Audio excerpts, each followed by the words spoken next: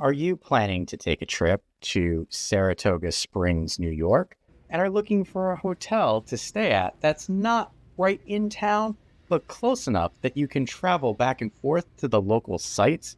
Then join me as I give you a full room tour of the Hyatt Malta King Room. This is a review of the Hyatt Place Malta, New York, room 209. This is a king room on the second floor. And here, if we zoom in, you can kind of see the pricing of stuff.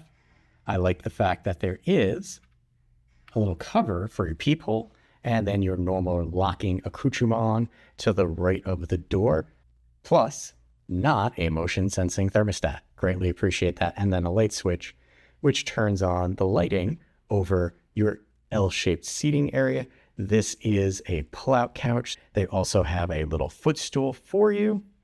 And we're going to swing around, and you're going to notice one big thing in this hotel compared to some other Hyatt properties is there's carpet everywhere except in the bathroom. Just, a key point to show you.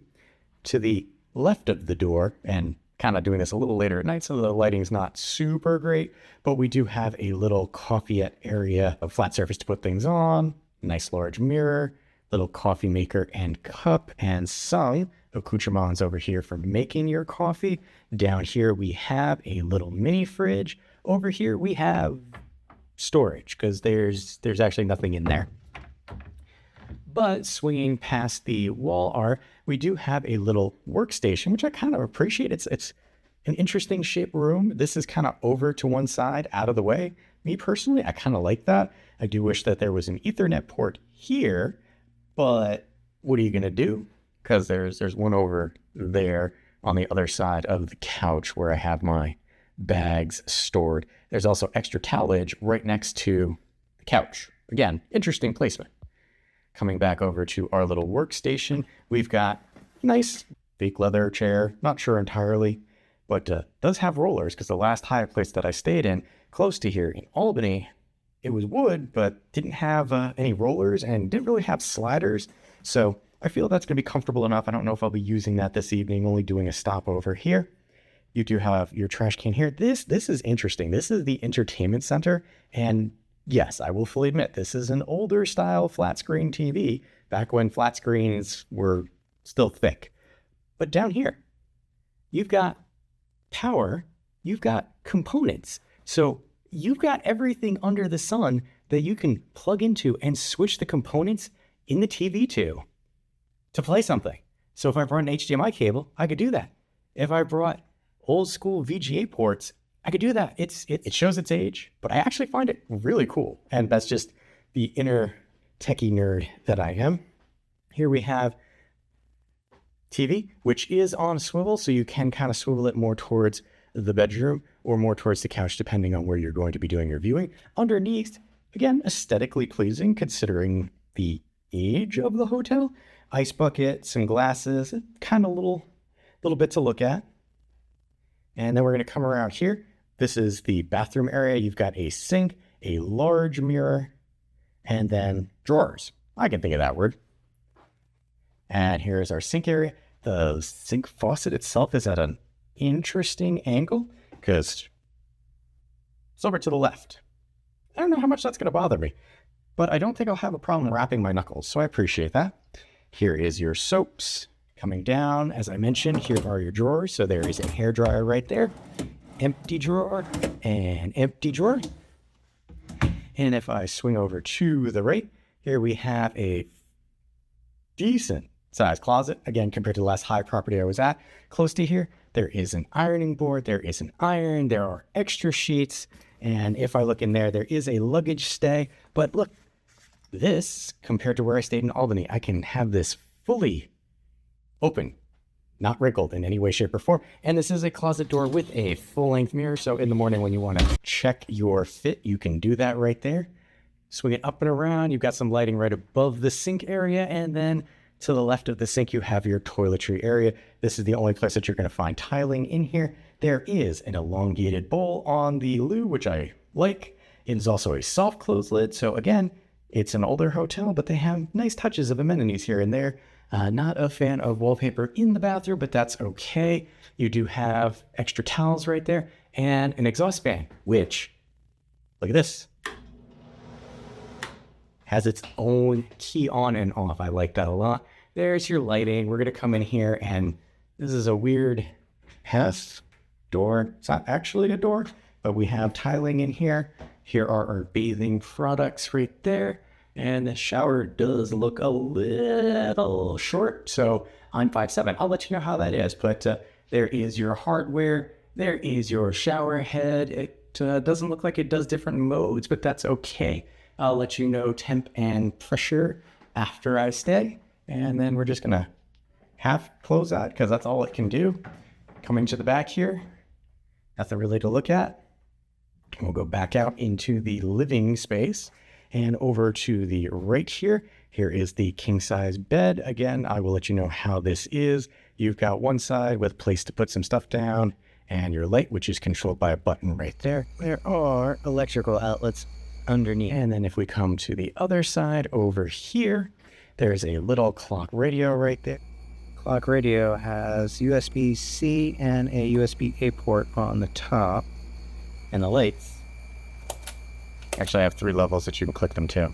And more places to put stuff. And then click right there. And right here, this is your heat and air conditioning unit, which is controlled by that switch over there, which you can't see because there's a little privacy screen. So right there.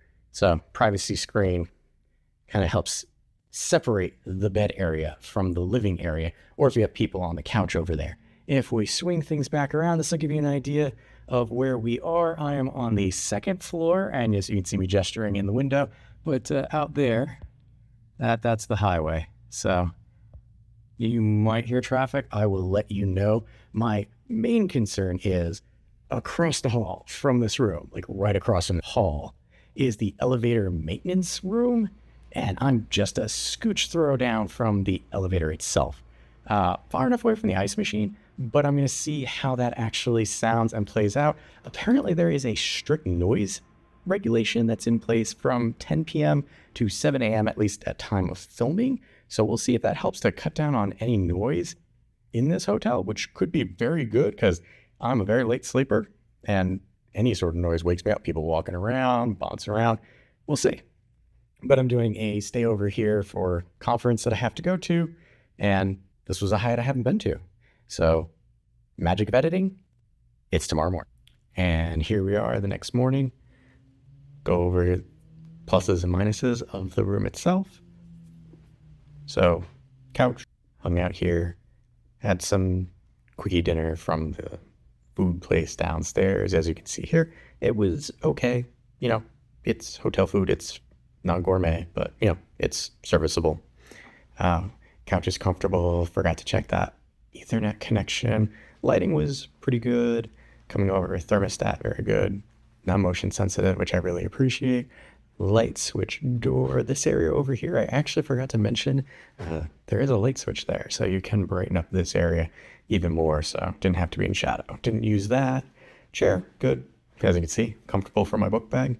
This light was interesting. In its off state, it still is on as like a night light in a low setting. So I was trying to figure out where I was seeing a glare from, and it was this here. So just be aware of that. The components here, I do not actually think are active, only the top level. I didn't bring any peripherals to test, so I was pushing buttons, as you can see here. I don't think, unless you have to have something plugged in, but all things considered, the TV situation was fine. Door, forgot to come back here. Light bleed a little bit, but you have that wall back there, so it's not as noticeable. What is a bit noticeable is across the hall. The door seems to be broken. It doesn't have a handle or a lock on it or anything, but that's the surface entrance for the elevator, and there's towels and stuff in there. And if that's open and the elevator's around the corner, but you have direct access to the elevator from in here for the service people, then that's kind of noisy. You do hear that a little bit. I believe I heard that the hotel was at half capacity when I was here. So just know if you're a late sleeper, you're going to want to bring something because this room is pretty close to the elevator. Swivel TV, interesting concept. Worked out pretty well. Over here, sink area, serviceable. Wish it had a shaving mirror, but at least the lighting is better situated. And the sink, while oddly placed like that, I did not hit my knuckles. and you get used to it fairly quickly. Over here, closet, appreciate the fact that it's a full-length closet, full mirror, not positioned great, because you'd have to get really close here, but splitting hairs, at least they have it. Coming into the bathroom, elongated bowl, soft close lid, very nice. Coming into the shower itself, I did forget to mention that the walls themselves are actually tiled, water pressure good, water temperature good. The handle there, a little finicky to dial in an exact temperature. This half shower door thing was kind of odd because I was splashing back there, but design choices aside, pressure and water were good. You have an abundance of towels, especially if you're only one person here like I was. Coming over this way to the bed, happy medium, I guess I'll say. It wasn't too firm, not too soft. It was suitable for pillows. You have your choices as to what types of pillow you want, firm or soft. The lighting, I do wish was a little closer. I'd have to find myself stretching to turn that on and off. I do appreciate the size of the actual bedside table there. If we come over here, we can kind of see outside in the morning here. I did mention that there is the highway running back there, and you will hear traffic, but not all traffic. It has to be like a tractor trailer hitting on its air brakes or a motorcycle really revving things up. Same thing with a car. If they're really ripping through there, you're going to hear that. Normal traffic, as you see going by right now, you're not actually going to notice that, especially if you use the AC unit, which will cycle on and off. AC/heat unit there. There were some oddities that I noticed, and I'll come over here to point them out. There's this bit here that blocks out light, which is great, but it's kind of low to the ground. Just like this is. I'm 5'7", and I can slip under here, but there's not a lot of extra room for me. And similar situation if we swing back over into the shower area. There's that shelf, and that shelf takes up a bit of the shower. So the shower head itself was already kind of close to me, and you lose some headspace because of that. But overall, it wasn't a bad stay. There were a couple of things in the room that I noticed that kind of tell me that maintenance needs to keep up with. You know, it's an older hotel, it's showing wear and tear, but there were some spots of cleanliness that I questioned.